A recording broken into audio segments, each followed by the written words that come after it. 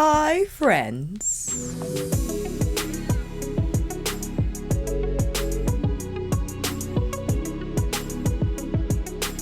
Welcome to another monthly favorite. We are covering March. This is a unique favorites list because of the timing.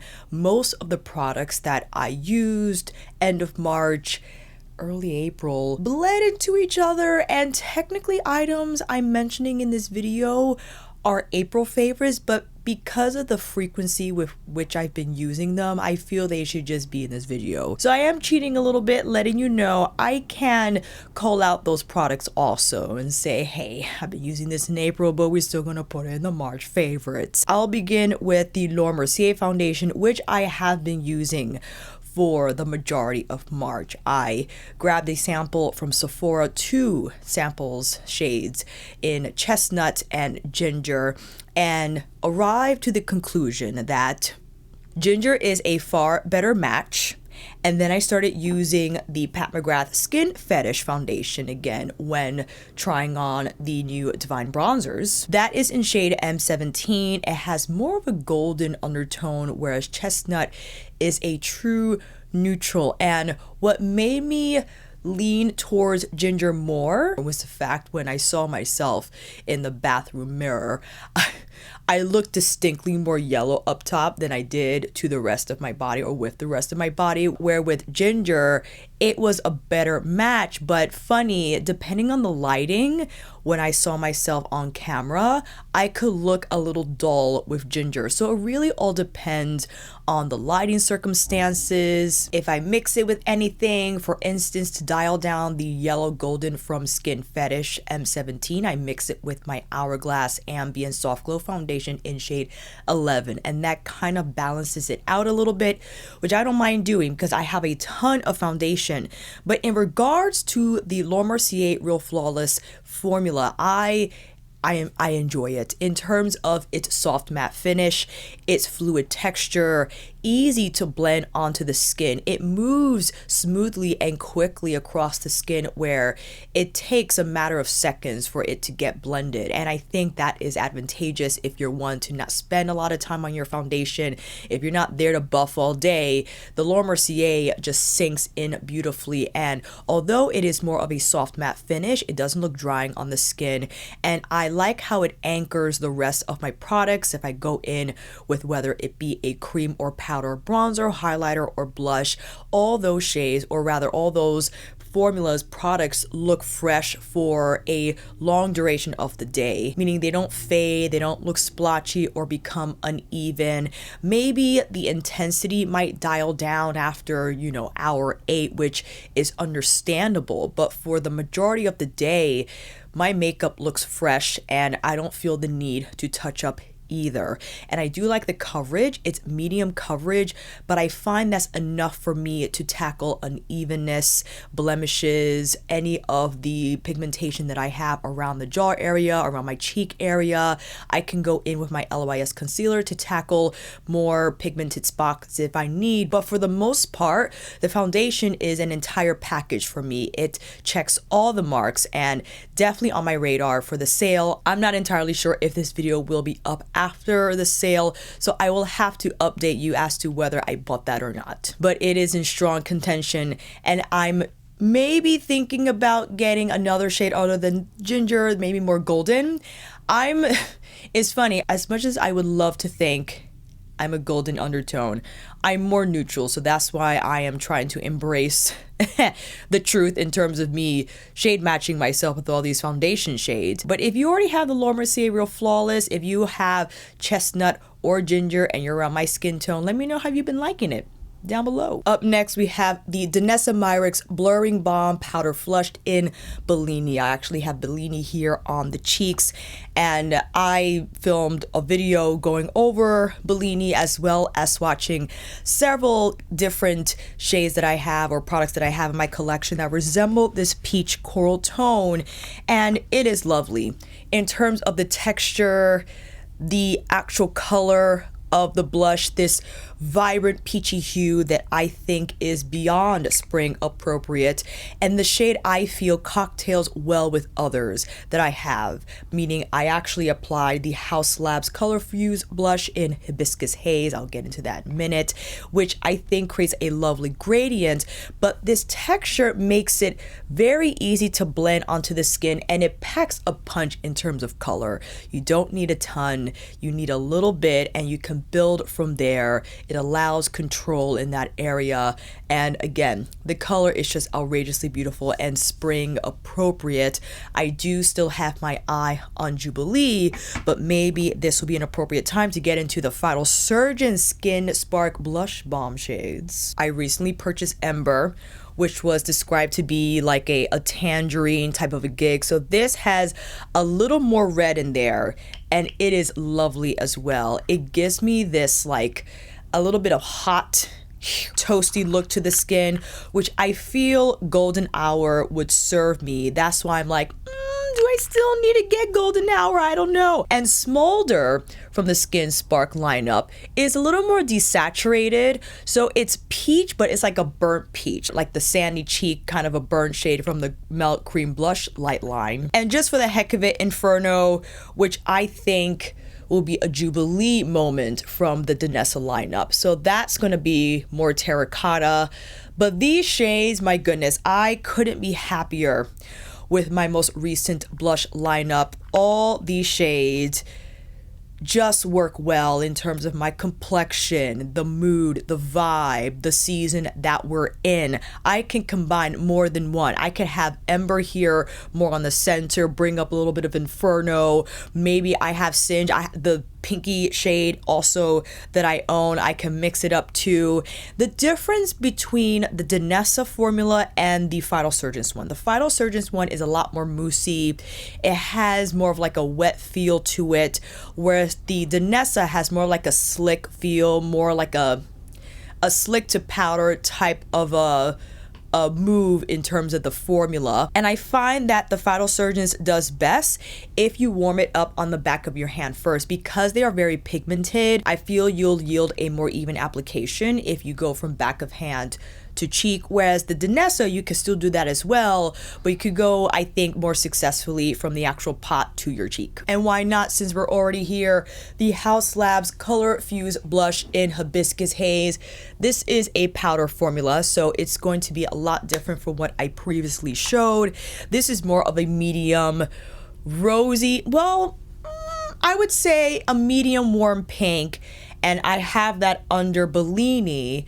I like just the light texture of this powder. I think it leaves you room to build, to blend, to combine with other products where it won't appear heavy or muddy on the cheeks, where I have been leaning towards cocktailing a lot of my cheek products as of late.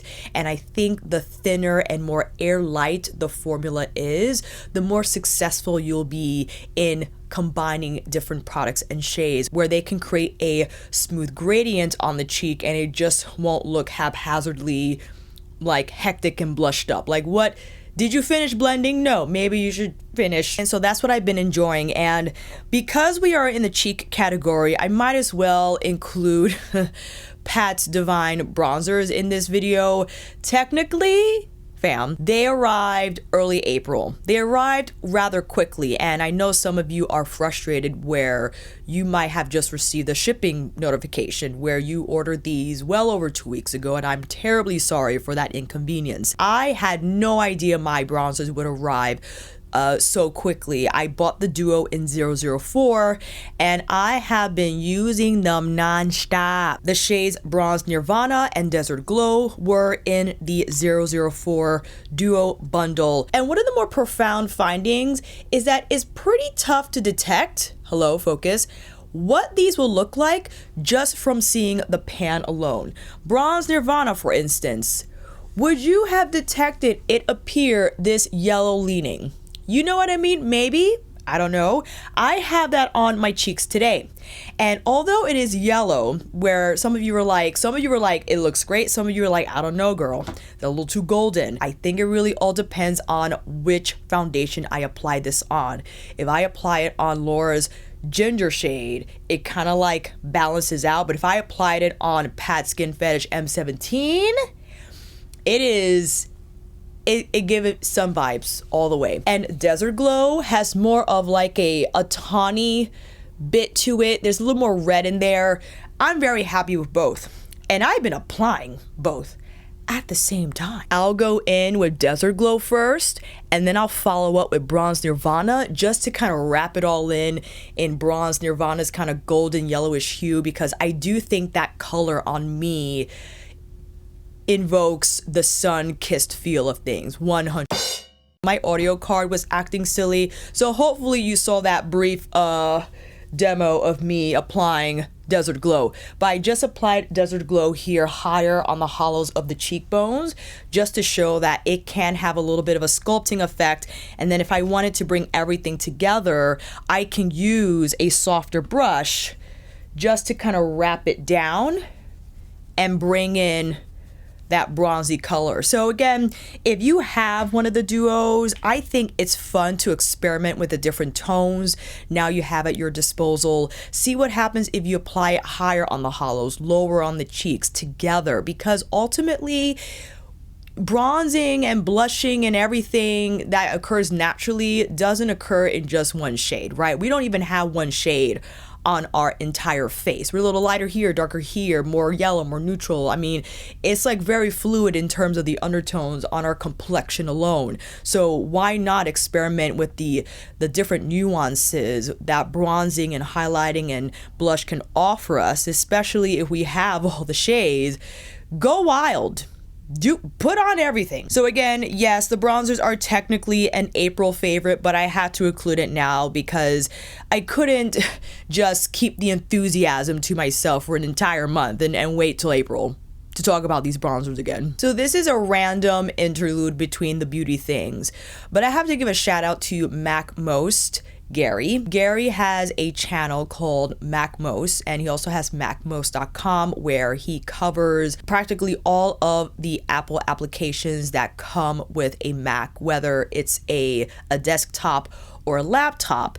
And I needed help learning how to use numbers to prepare my taxes. And I can't tell you how Gary came through with all his number tutorials on YouTube, fam. I mean, it was incredibly helpful and sometimes frustrating on my part, because it takes me time to listen and apply, and I have to take those steps a few times for me to actually remember how to do it the next time without help. And I can't tell you how tremendously beneficial it is to tally up your numbers on a spreadsheet and have the formulas just tally up everything for you. So listen, I have it set up where I have to do this now at the end of every month, where I put whatever I made or what I spend on different categories, and I have all those categories in like the total on its own spreadsheet. It just changes every time I add something, and when we arrive at the most joyous time of year,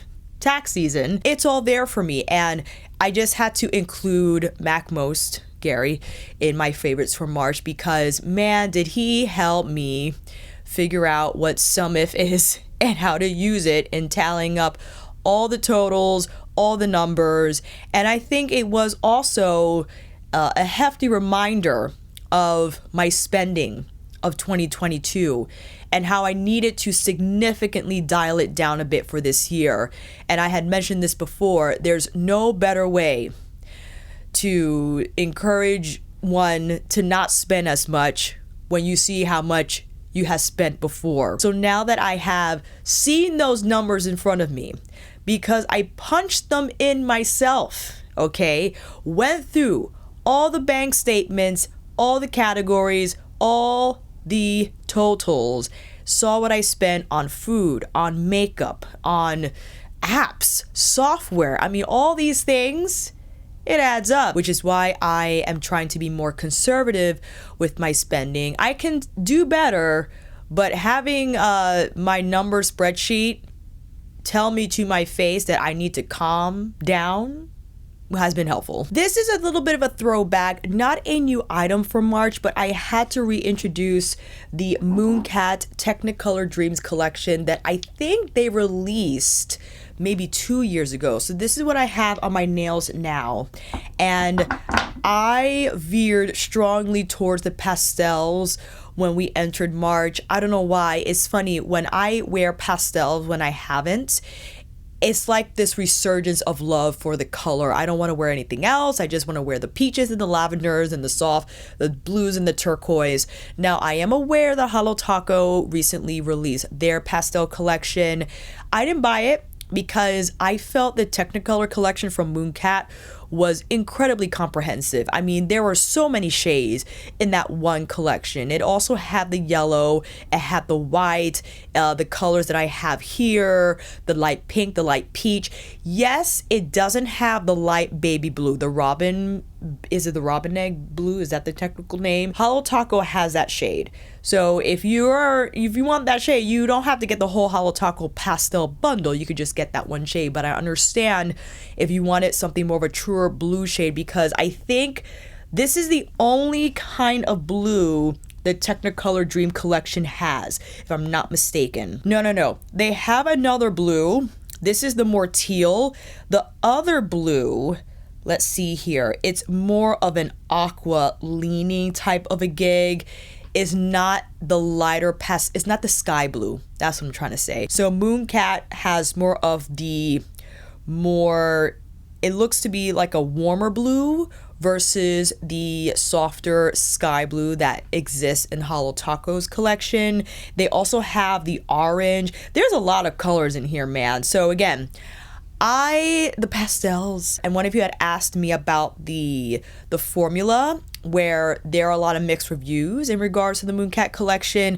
There are some polishes that perform better than others. For instance, the soft lavender shade, I think it's called Sweet Dreams. I'm not entirely sure. I think it's better than the peach shade in the same collection. So depending on the color, yes, you might have to be careful with how much you apply. Maybe you have to go in with 3 coats instead of 2. Shake the bottle so the pigments are evenly distributed throughout, so the polish won't appear streaking on your nails. So those are some things to consider. I don't mind those conditions because the end result for me is well worth it. So I think this is 2 coats. I could have went in with 3 because depending on how much pressure I apply, because even though I've been painting with my left hand for a very long time, I still got a long ways to go.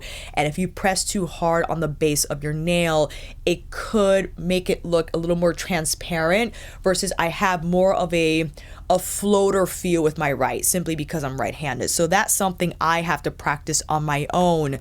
But man, pastels all the way. I'm not sure how long I'll ride this train for, but I'm going to be wearing pastels for a bit. Going back to Phytosurgence briefly, alongside Ember, I ordered one of their crystal constellation shades, I believe. Is that the official name of the collection? I ordered Astral Atmosphere, which is like the more copper undertone, like rose gold. That's what I got on my eyes today.